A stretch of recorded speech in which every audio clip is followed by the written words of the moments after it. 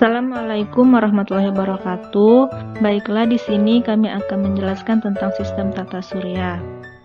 Yang pertama yaitu pengertian sistem tata surya.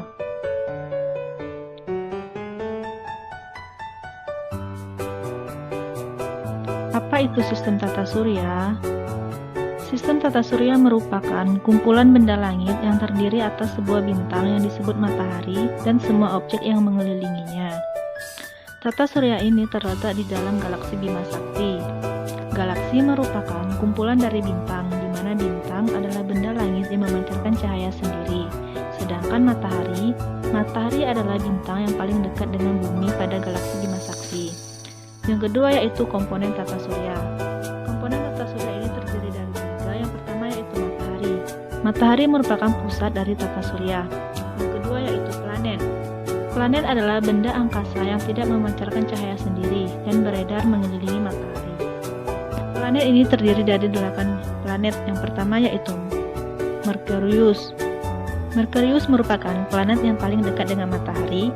Dengan jarak Merkurius ke matahari sekitar 58,5 juta kilometer. Planet Merkurius tidak mempunyai satelit dengan suhu permukaan pada siang hari adalah 450 derajat Celcius dan pada malam hari mencapai minus 180 derajat Celcius. Yang kedua yaitu planet Venus. Planet Venus adalah benda langit yang terang setelah matahari dan bulan.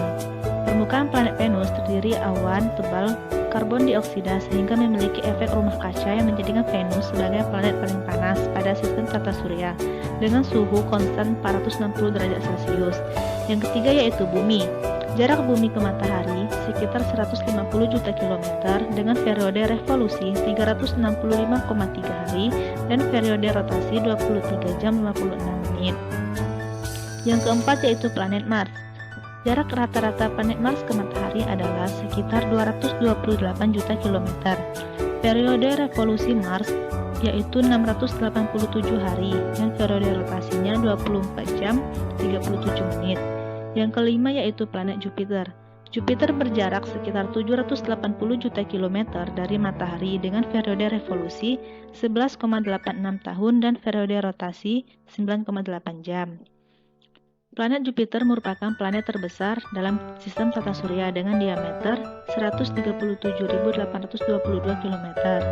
Yang keenam yaitu Saturnus. Jarak rata-rata Saturnus dengan matahari adalah sekitar 1.425 juta kilometer dengan periode rotasi 10 jam 2 menit dan periode revolusi 29,5 tahun. Yang ketujuh yaitu planet Uranus. Uranus berjarak sekitar 2.880 juta kilometer dari matahari dengan periode rotasi 10 jam 8 menit dan periode revolusi 84 tahun. Dan planet yang terakhir yaitu planet Neptunus. Neptunus merupakan planet terjauh dari matahari. Jarak Neptunus ke matahari adalah sekitar 4.510 juta kilometer dengan periode revolusi 164,8 tahun dan periode rotasinya 19 jam. Baiklah, yang berikutnya yaitu benda-benda langit. Yang pertama, planet kerdil. Pada sistem tata surya memiliki planet-planet kecil yang dipandang berbeda dengan planet-planet lain karena orbitnya tidak jelas. Yang kedua ada asteroid. Asteroid yaitu ribuan planet kecil dan pecahan-pecahan yang masih diperdebatkan asalnya. Asteroid juga disebut planetoid. Yang ketiga, komet. Komet sangat berbeda dengan asteroid. Komet adalah benda angkasa yang kecil dan padat yang hampir seluruh isinya berbentuk dari gas dan debu yang membeku. Yang keempat ada bulan dan satelit.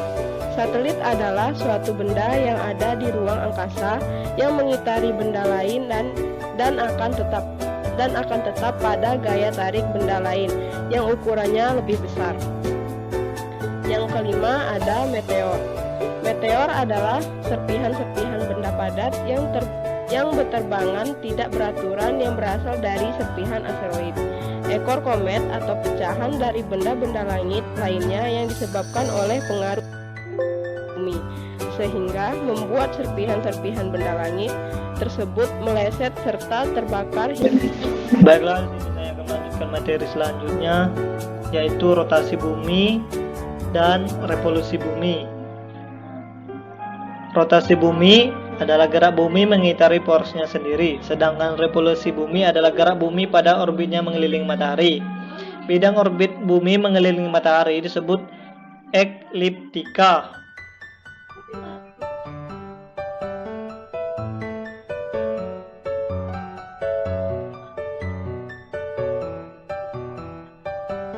Gerak rotasi bumi ini dengan arah negatif atau timur, yaitu dari barat ke timur.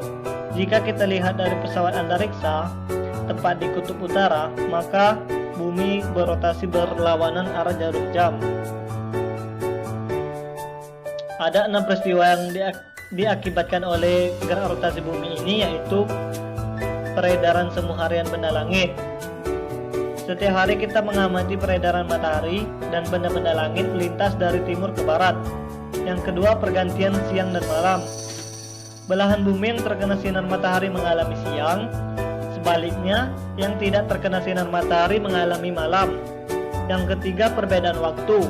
Garis bujur adalah garis khayal yang sejajar dengan garis tengah kutub.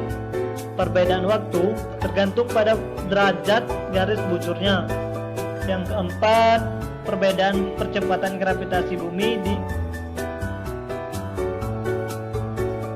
akibat rotasi bumi, garis tengah khatulistiwa lebih besar daripada garis tengah kutub. Ini menyebabkan percepatan gravitasi bumi di permukaan berbeda-beda. Yang kelima, pembelokan arah angin. Arah angin tidak persis searah dengan arah gradien tekanan, yaitu dari daerah isobar tekanan tinggi ke isobar tekanan rendah. Ini disebabkan oleh adanya efek gaya Coriolis pada angin. Yang keenam, pembelokan arus laut. Karena arus-arus permukaan laut disebabkan oleh angin, maka seperti halnya angin, arus juga disimpan oleh rotasi bumi. Arus laut dipaksa membelok searah jarum jam di laut-lautan belahan bumi utara dan berlawanan arah jarum jam di laut-laut belahan bumi selatan. Yang kedua, revolusi bumi. Revolusi bumi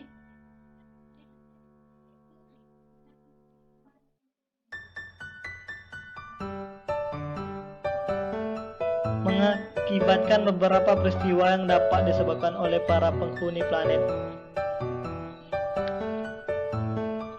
Di antaranya yaitu yang pertama, perubahan namanya siang dan malam. Yang kedua, pergantian musim.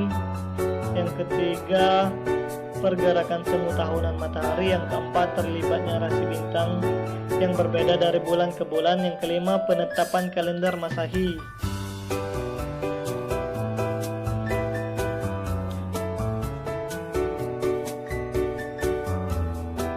Baiklah, selanjutnya saya akan menjelaskan mengenai gerak bumi dan bulan. Jadi, rotasi bulan adalah gerak bulan yang berputar pada sumbunya. Revolusi bulan adalah gerak bulan yang mengelilingi bumi. Sedangkan waktu revolusi bulan sama dengan waktu rotasi bulan, sehingga menyebabkan wajah bulan yang menghadap bumi selalu sama. Waktu yang diperlukan bulan untuk berevolusi satu kali adalah sekitar 29 hari atau 1 bulan. Nah, fase bulan adalah bentuk bulan yang berbeda-beda saat diamati dari bumi. Bulan tampak bersinar karena memantulkan cahaya matahari. Setengah bagian bulan yang menghadap matahari akan terang, dan sebaliknya, setengah bagian yang membelakangi matahari akan gelap. Akan tetapi, fase bulan yang terlihat dari bumi bergantung pada kedudukan relatif matahari, bulan, dan bumi. Peredaran bumi dan bulan menyebabkan pula peristiwa gerhana bulan dan gerhana matahari. Apa itu gerhana bulan? Jadi, gerhana bulan terjadi apabila matahari, bumi, dan bulan berada dalam satu garis simpul, dengan posisi bulan membelakangi bumi. Tentu saja, gerhana bulan terjadi pada malam bulan purnama. Gerhana bulan terjadi karena bulan memasuki umbra bumi. Karena pengaruh inflasi bulan terhadap ekliptika, maka gerhana total tidak selalu terjadi pada saat bulan purnama. Jika bulan hanya dekat dengan simpul, maka hanya yang terjadi adalah gerhana penumbra. Jika bulan sangat jauh dari simpul, maka tidak terjadi gerhana bulan pada saat malam bulan purnama. Kemudian, apa itu gerhana matahari? Jadi, gerhana matahari terjadi pada saat bulan berkonjungsi atau bulan baru, tepat pada simpul atau setidak-tidaknya mendekati simpul, dan terjadi pada siang hari. Gerhana matahari terjadi karena umbra dan penumbra bulan menutupi matahari. Gerhana total terjadi ketika bulan menutupi matahari. Gerhana matahari total terjadi karena umbra bulan menutupi matahari. Baiklah, itulah yang dapat kami sampaikan pada kesempatan kali ini. Lebih dan kurang kami mohon maaf. Wassalamualaikum warahmatullahi wabarakatuh.